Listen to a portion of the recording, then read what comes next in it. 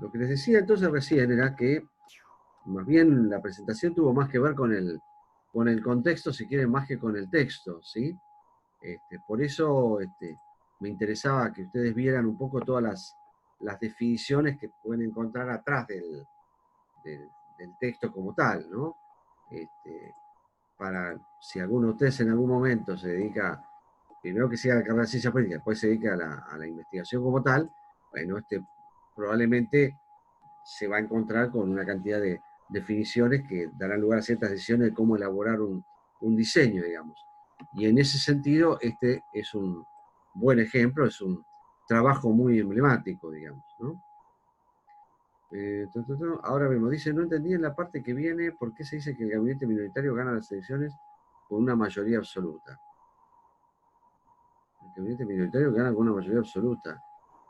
A ver, vamos a ir viendo, porque ahí pueden pasar dos cosas, o que tenga incidencia el sistema electoral, o que el gabinete minoritario sea un resultado de algún gobierno de coalición. Así puede haber varios factores, digamos. A veces por ahí hay, digamos, partidos que tienen minoría en términos de votos, pero por las características del sistema electoral, que está destinado a construir mayorías artificiales, tenga mayoría, pero depende mucho de qué tipo de circunstancias se trate, digamos, ¿no? Entonces, bueno, como les decía recién, ¿no? Más bien yo les planteaba un poco el tema del contexto más que el texto en sí. Porque es interesante, a mí me parece que es interesante ver un poco qué tipo de decisiones aparecen atrás de cada uno de estos modelos, digamos, ¿no? Y de estos diseños.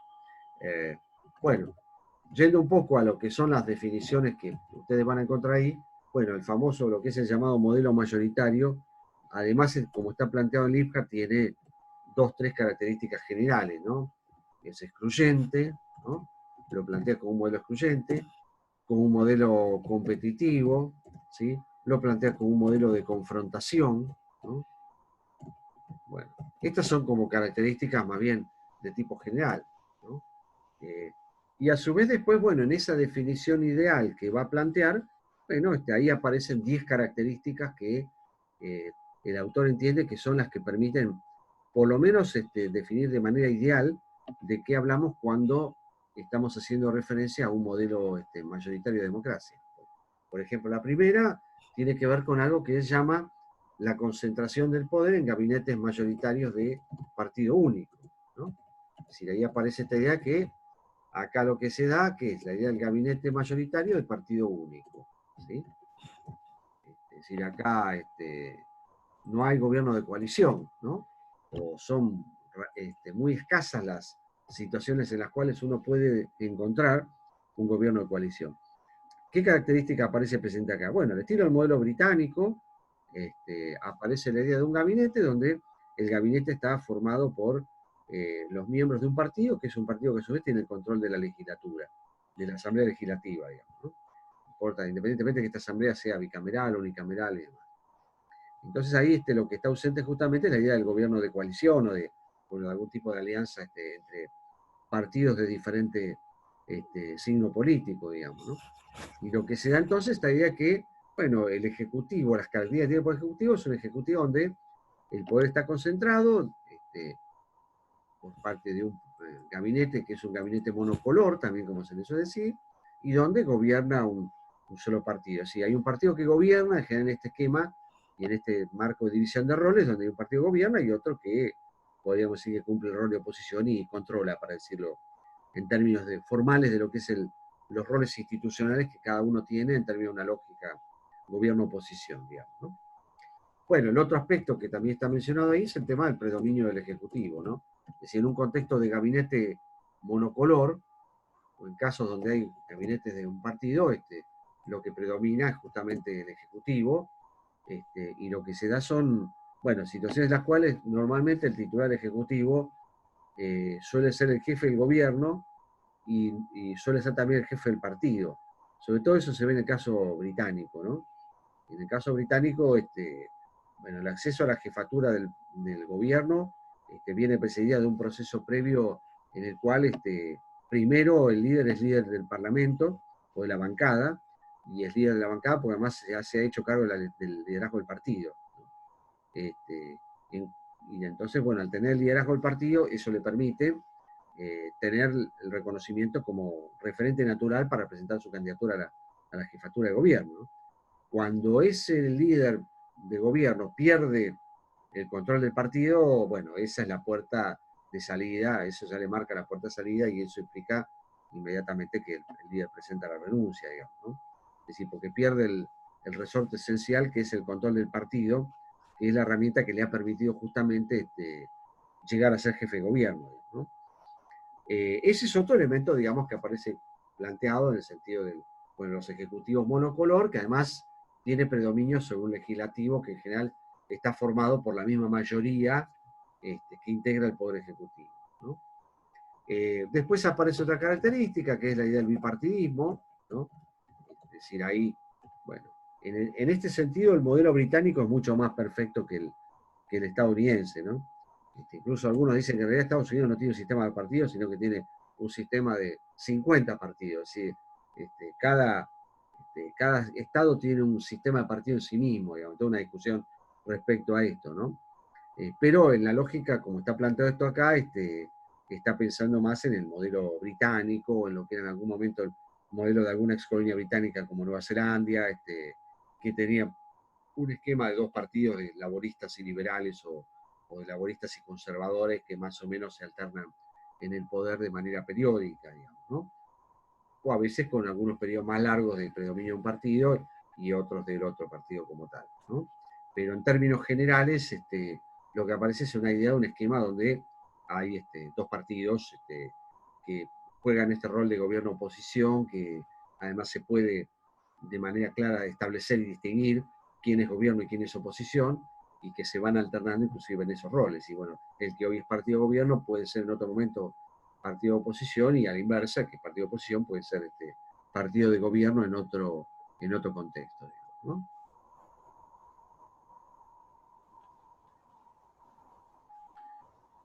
En cuanto al tema, ahora voy a ese punto justamente, ¿no? En cuanto al tema de los sistemas electorales, bueno, los esquemas de este tipo están los sistemas electorales que se llaman de tipo mayoritarios. A ver, la cuestión de los sistemas electorales es casi una clase en sí misma y es un curso en sí mismo.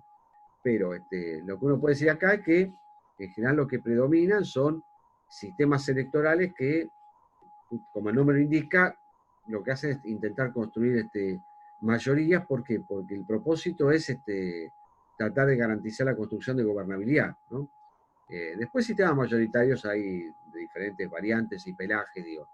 El más frecuente en el caso británico, el que ellos utilizan, es que la elección lo que hacen es dividir al territorio británico en tantos distritos electorales como candidatos al Parlamento hay. Bueno, normalmente en las elecciones legislativas los electores o los ciudadanos británicos votan para elegir 650 miembros del Parlamento. Entonces lo que hacen es dividir el territorio británico en 650 circunscripciones en las cuales votan en cada circunscripción un candidato, ¿sí? Y ahí lo que prima es un criterio que tiene que ver con eso que se llama la lógica mayoritaria, que en inglés se llama el first past the post. Es el primero, gana el primero que pasa la posta, ¿no? Eh, ¿Eso qué quiere decir? Bueno, el que gana, aunque gane por una mínima diferencia, se lleva el escaño, y eso supone que hay alguien que gana y hay alguien que pierde, ¿no? Que es lo que se llama la lógica de suma cero, como se le dice, ¿no? Este,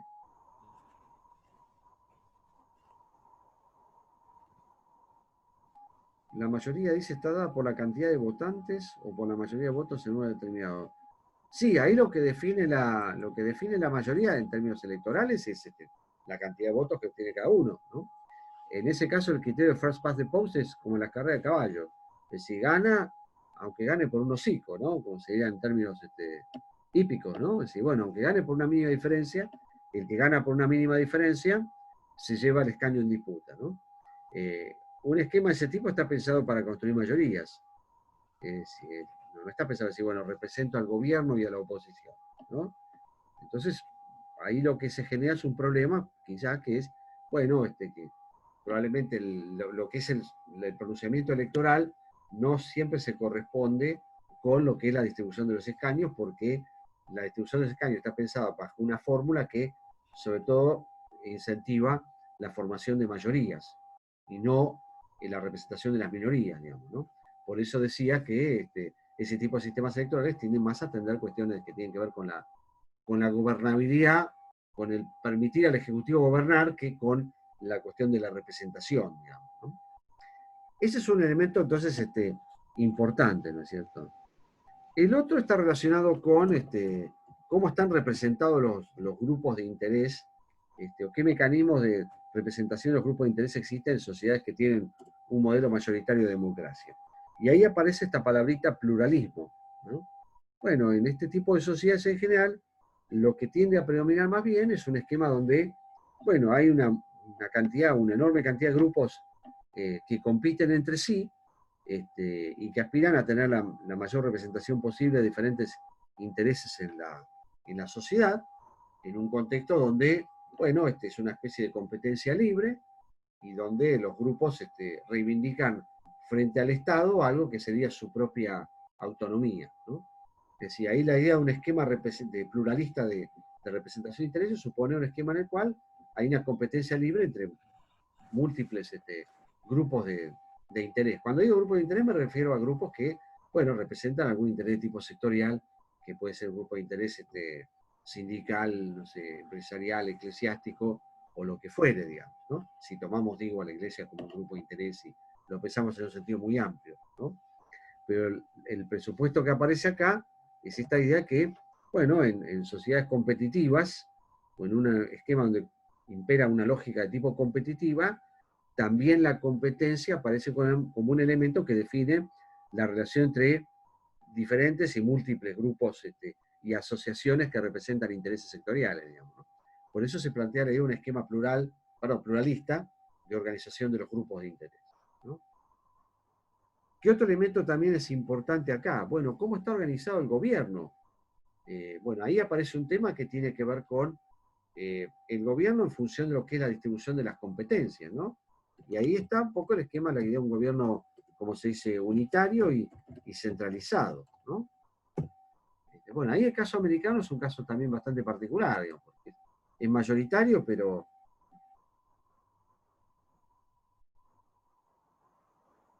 sí, compiten para obtener escaños, compiten para obtener bancas, ¿no? Y la distribución de las bancas se define en función de cómo sea la fórmula electoral, ¿no? Por eso hacía toda esta aplicación. Bueno, en los esquemas de tipo mayoritario, lo que se privilegia es darle herramientas al Ejecutivo para gobernar.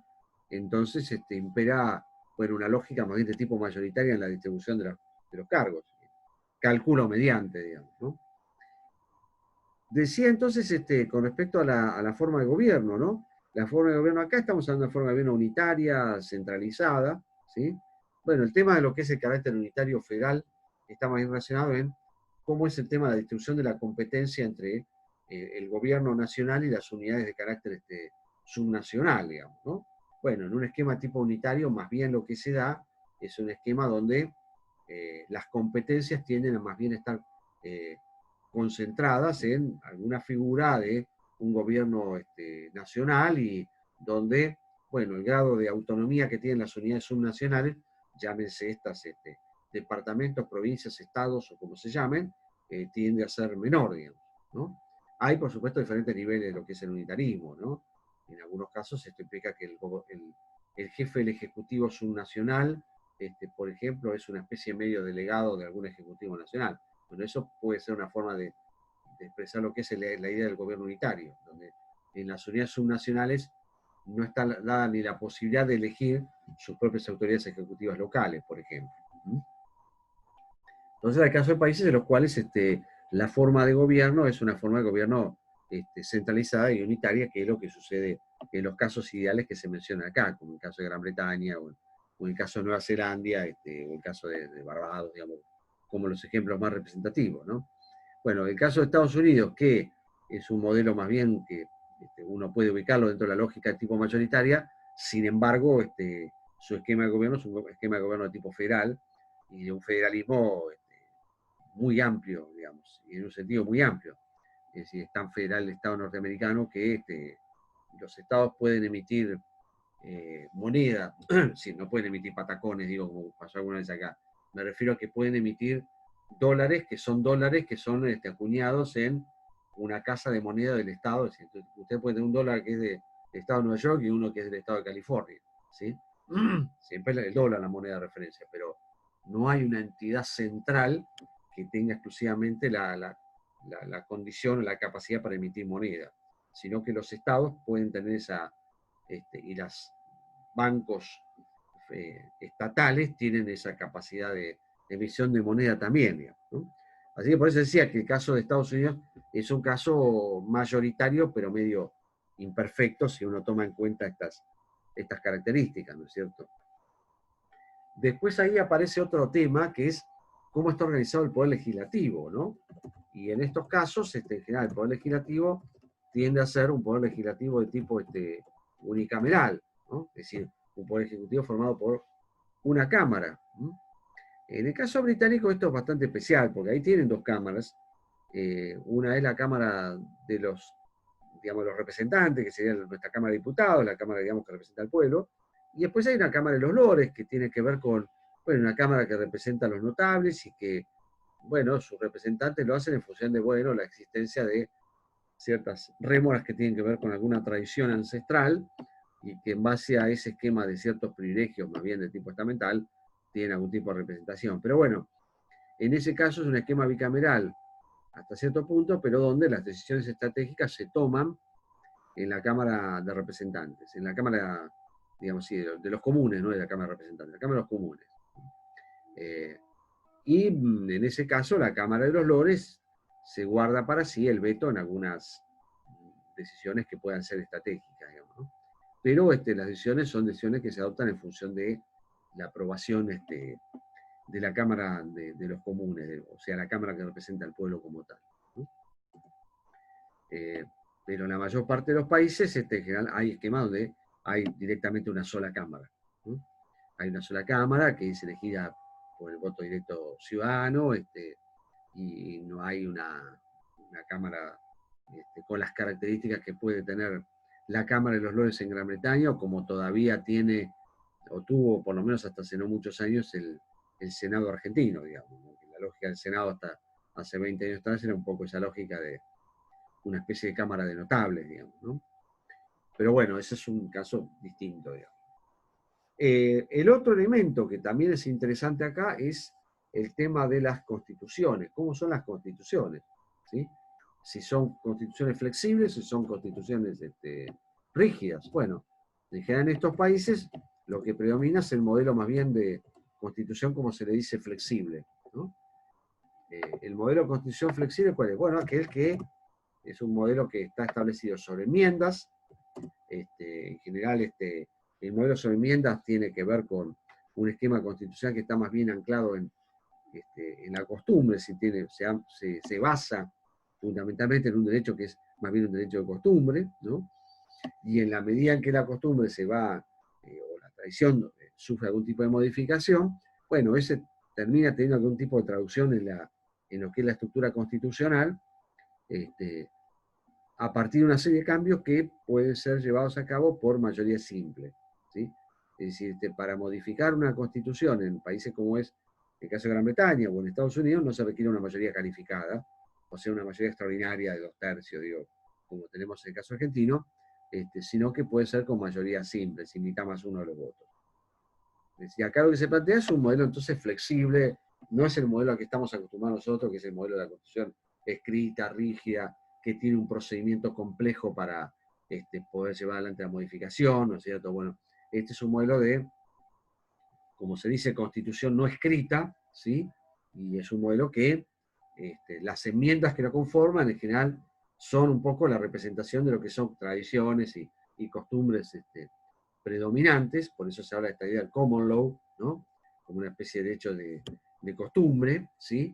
Y donde, bueno, al ser una constitución que se estructura sobre enmiendas, la aprobación, la modificación o el agregar enmiendas puede ser aprobado a partir de un procedimiento de una mayoría simple, no calificada, ¿sí? Este es otro elemento también importante, digamos, ¿no?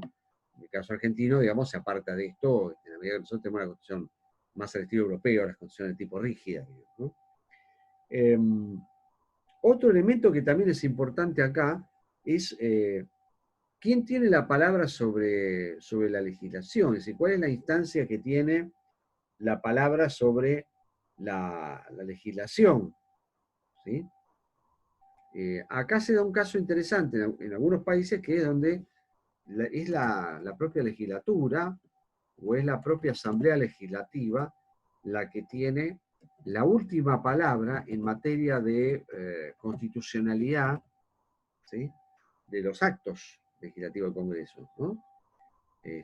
Sí, hay muchos casos en los cuales no hay un tribunal, no existe una instancia llamada Tribunal Constitucional, ¿no?, que establece el carácter legal de los actos del Poder Legislativo. Bueno, eso es una prerrogativa, digamos, que tiene las propias asambleas legislativas, digamos, ¿no? Cosa que no se da en los modelos de tipo consensual, digo, que se países como Alemania o Canadá, que tienen un esquema en el cual existe un tribunal constitucional que no es la Corte, sino que es un organismo separado de la Corte y que tiene la última palabra en ese tema. El argentino es una cosa medio híbrida en ese sentido, porque la Corte es la que tiene la palabra, pero opera medio como es Corte, pero opera también como si fuera un tribunal constitucional, digamos. Tiene la palabra en ese sentido, cuando llega alguna situación, digamos, en esta última instancia, ¿no?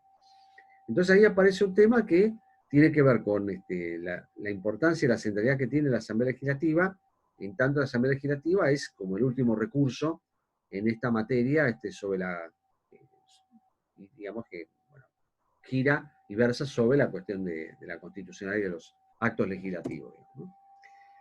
Y lo último que aparece como característica acá tiene que ver con la conformación de los bancos centrales. Más bien lo que aparece es esta idea de bancos centrales o de un banco central que es más bien, podríamos decir, dependiente del Poder Ejecutivo, ¿no?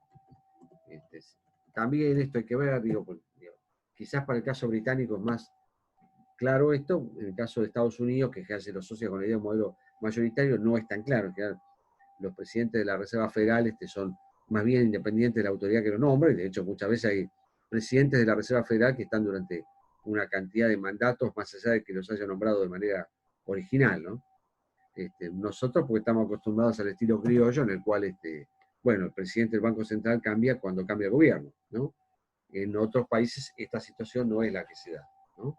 Es decir, el presidente del Banco Central, bueno, es una autoridad autónoma y que tiene un mandato que va más allá de quien sea el titular circunstancial del Poder Ejecutivo. En la medida que mantenga la confianza del Senado, puede pasar que un presidente de una Reserva Federal de Estados Unidos tenga muchos mandatos y que vea pasar muchos titulares del Poder Ejecutivo, ¿no? Bueno, estas mismas características, o teniendo en cuenta estas características, bueno, también cambia en cuanto a lo que son las definiciones del modelo consensual de democracia, ¿sí? ¿Por qué? Bueno, porque, a ver, en un modelo consensual de democracia, si en el mayoritario decíamos que la característica del Ejecutivo tiene que ver con la conformación de gabinetes mayoritarios, bueno, acá lo que se da es y con la concentración de poder, acá se da un fenómeno en el cual el poder está, podríamos decir, dividido, y está dividido en amplias coaliciones de tipo multipartidistas, ¿no? Es decir, no se da ese fenómeno del gabinete monocolor o el gabinete de partido único, sino que lo que hay es un ejecutivo en el cual el poder está más o menos dividido entre una cantidad de actores que forman una coalición multipartidaria, ¿no? Esa es una primera característica como para empezar a definir de manera ideal el modelo consensual, ¿no? Las palabras que están asociadas acá al modelo consensual, que yo me olvidé de mencionarlo, así como decíamos que el mayoritario es sinónimo de excluyente, competitivo, de confrontación, cuando hablamos de consensual es sinónimo de inclusión, pacto, compromiso, ¿sí? Bueno, acá hay definiciones que tienen que ver con lo que es la idea del modelo consensual, que tienen que ver con estas tres palabras: inclusión, pacto, compromiso, ¿sí? Bueno, volviendo ahí al tema de las características. Bueno, uno, el tema de la conformación de coaliciones mayoritarias, ¿no? Es decir, en un caso hablamos de gabinete monocolor, que es en los modelos tipo mayoritario, en el otro hablamos de gabinetes en los cuales el poder aparece dividido y que tienen coaliciones multipartidarias como tal. En la segunda, si decíamos que en los sistemas mayoritarios el poder digamos, está concentrado en el Ejecutivo o hay una situación de predominio del Ejecutivo, acá se habla de un esquema en el cual hay una relación de, podríamos decir, de equilibrio entre el Ejecutivo y el Legislativo, ¿sí? Sí, acá podemos hablar de una relación de mayor equilibrio, que en buena medida también está asociada al hecho de que, bueno, los ejecutivos o la formación del gobierno tiene mucho que ver con la relación de fuerza que se dé al interior de la Asamblea Legislativa, digamos, ¿no? Entonces eso lleva a una situación de mayor equilibrio, de equilibrio más relativo entre ejecutivo y legislativo. El otro elemento que aparece planteado acá tiene que ver con la organización de los sistemas de partidos. Si en un caso hablamos de bipartidismo, bueno, en otro vamos a hablar de multipartidismo, ¿no? Es decir, bueno, a ver, dicho de manera muy grosera, cuando uno habla de multipartidismo estamos hablando de sistema de partidos que por lo menos estamos en presencia de 3 partidos, 3 o más, digamos, ¿no? Sí, bueno, cuando ya hablamos de más de 2, en general, de una manera mínima y básica, podemos decir que estamos en presencia de un esquema tipo multipartidista, ¿no? Y esto es lo que aparece presente en muchos países en Europa, tanto en la Unión Europea como región, como así también en algunos casos de países europeos que son como emblemáticos del modelo consensual, digamos, ¿no? El otro elemento que también es distintivo respecto al mayoritario es cómo es el modelo de representación de intereses en sociedades que están fundadas en un modelo consensual de organización democrática. Y ahí aparece una palabrita que es la palabrita corporativismo, ¿no? Corporativismo. ¿Qué quiere decir esto? Se le llama corporativismo liberal, para diferenciarlo del viejo corporativismo a seca, del fascismo de los años 20 y 30, pero es corporativismo al fin. ¿Pero qué quiere decir esto? Bueno, así como en el otro caso hablamos de libre competencia entre grupos, acá vamos a hablar de un esquema donde el sistema es un sistema de grupos de interés coordinados, que están más bien orientados, más que a la competencia, están más orientados al compromiso, están más orientados a la concertación, ¿sí?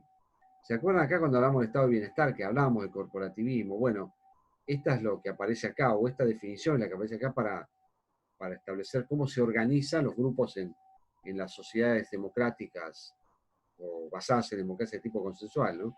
Si en un caso hablamos de competencia de grupos y de competencia libre, y en el otro vamos a hablar de un esquema de coordinación de grupos, y una coordinación que tiene como objetivo bueno, llegar a algún tipo de acuerdo, compromiso, concertación política, con o sin intervención del Estado, ¿sí?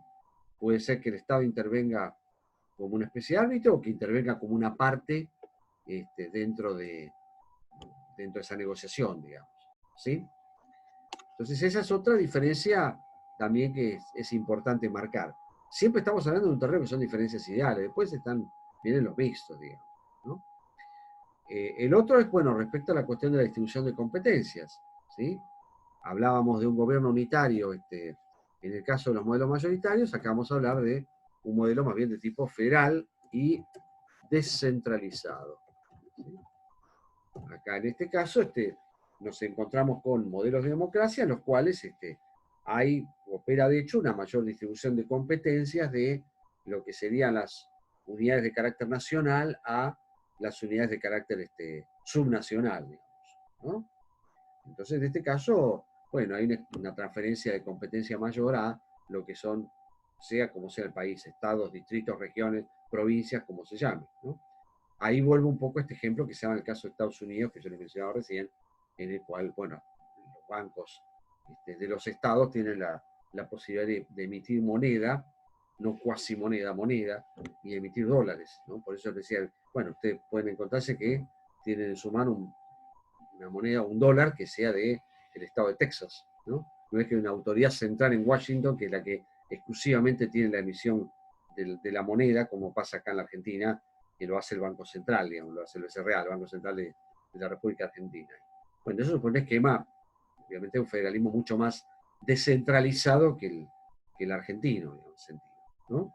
Y esto se traduce a otras competencias también, ¿no? Incluyendo la propia posibilidad de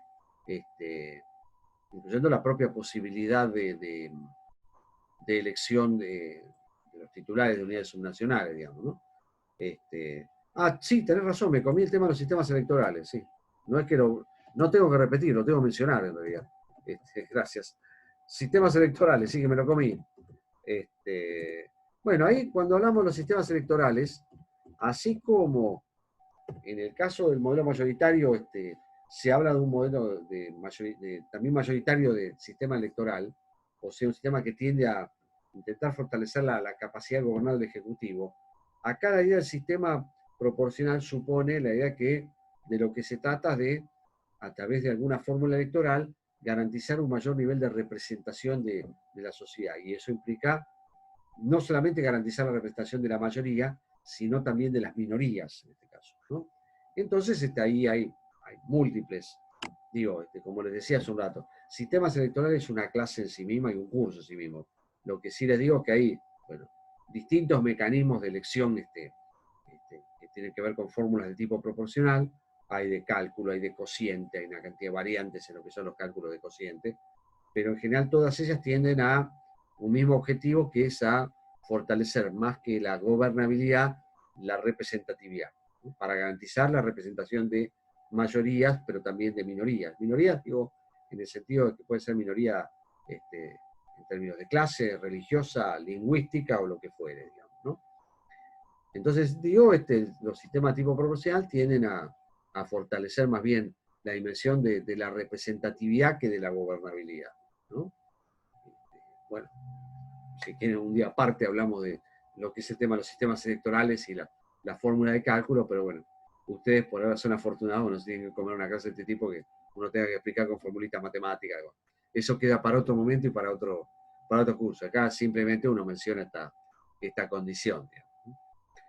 El otro elemento, bueno, cómo están organizadas las cámaras, ¿no? Cómo es el modelo de organización de la Asamblea Legislativa. Decíamos que en el caso de los modelos mayoritarios, la organización tiene que ver con un poder legislativo unicameral. Acá vamos a hablar de un poder legislativo de tipo bicameral, ¿no? En general, en los casos donde se establece un modelo de representación bicameral, bueno, porque hay dos cámaras que representan o reflejan de alguna manera dos modelos de representación, ¿no? Uno que tiene que ver con la representación popular y como una especie de segunda cámara, que es la que representa los intereses locales o estatales, digamos, ¿no? Es decir, el espíritu con el cual se establece el bicameralismo en la Argentina es, bueno, una Cámara de Diputados que representa al pueblo y una Cámara de Senadores, en la cual los senadores representan en realidad las provincias, ¿no? Y de hecho los mecanismos de elección eran distintos hasta el año 94, donde los diputados eran elegidos de manera directa por el pueblo y los senadores eran elegidos por la legislatura de las provincias, ¿no? Bueno, esto después del año 94 se modificó y se estableció el criterio de elección directa a los senadores con la posibilidad de mayoría y minoría, pero bueno, esto se modificó con la reforma que se hizo en el 94. Pero el criterio original es la idea de una especie de doble representación que da origen y sentido a la Cámara o a la organización bicameral de un cuerpo legislativo, ¿no? Con respecto a las constituciones, bueno, ahí aparece algo que parte yo había adelantado cuando hablé de las flexibles, que bueno, justamente los modelos tipo consensual, las constituciones tienden a ser más bien rígidas, ¿sí? Y en este caso, si son rígidas, el cambio puede darse únicamente a través de alguna mayoría de tipo extraordinaria, ¿no?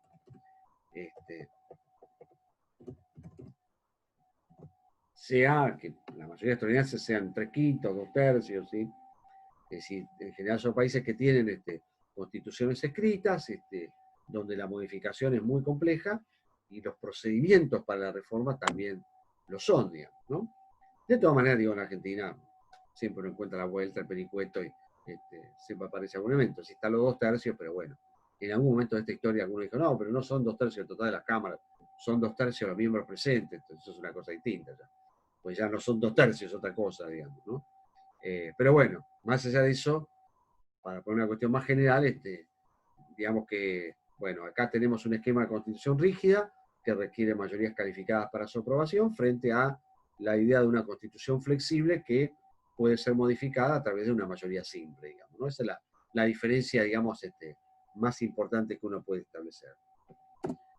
Y los últimos dos elementos para marcar acá, bueno, en materia constitucionalidad, si en el primer modelo decíamos que era la legislatura la que tenía la última palabra, bueno, acá, en estos casos, la última palabra la tiene algún tribunal constitucional, ¿no?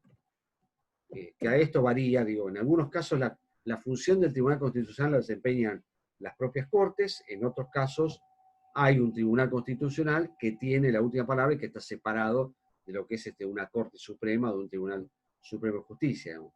Pero bueno, más allá de cómo sea el modelo, ahí lo que aparece presente es la idea de que hay una última instancia que tiene la última palabra en materia de constitucionalidad de los actos legislativos y que es un tribunal constitucional. Sea que haya una corte que funcione como tribunal constitucional o que exista un cuerpo separado, ¿no? Que opere como último árbitro separado de la Corte Suprema. ¿No? Ahí, digo, las opciones varían en ese sentido. Y el otro y el último elemento que aparece acá planteado es el tema de los bancos centrales, ¿no? Que lo que se plantea acá es la idea de bancos centrales que son más bien independientes. Acá, sobre todo, esto está pensado más para el modelo, pensando en el modelo europeo del Banco Central Europeo y de un Banco Central Europeo que establece pautas para todos los miembros de la Unión, que son en este momento 28, hasta que se vaya a Gran Bretaña, que serán 27, ¿no? Y que eso es independiente de lo que puede ser las condiciones de política particular de cada uno de los estados, ¿no es cierto? Es decir, acá ya está pensando más en el modelo europeo como modelo, digamos, ¿no? Para sintetizar un poco esto, que nos queda muy poquito tiempo, lo que describe acá este autor en definitiva son modelos. ¿Alguno de estos modelos es mejor que el otro? No, sencillamente se trata de modelos que son distintos. Y como modelos diferentes, bueno, dan cuenta también de diferentes modelos de sociedad. Acá, como yo les decía al principio, toda esta construcción modélica ha sido pensada para, en definitiva, establecer que así como hay pluralidad de modelos de organización social, también uno puede encontrar pluralidad de modelos de organización democrática, ¿no? Y de alguna manera este diseño lo que intenta es mostrar un poco cómo son esas dos expresiones modélicas con definiciones de tipo ideal, ¿no? Por supuesto que hay algunos que se acercan mucho más y otros que son como modelos mucho más mixtos, digamos, ¿no? Por eso yo decía que, un poco en tono de broma, que uno puede encontrar tres modelos, el mayoritario, el consensual y el argentino. Así que bueno, dejo acá, me voy despidiendo antes de que esto cierre, si no hay ninguna pregunta.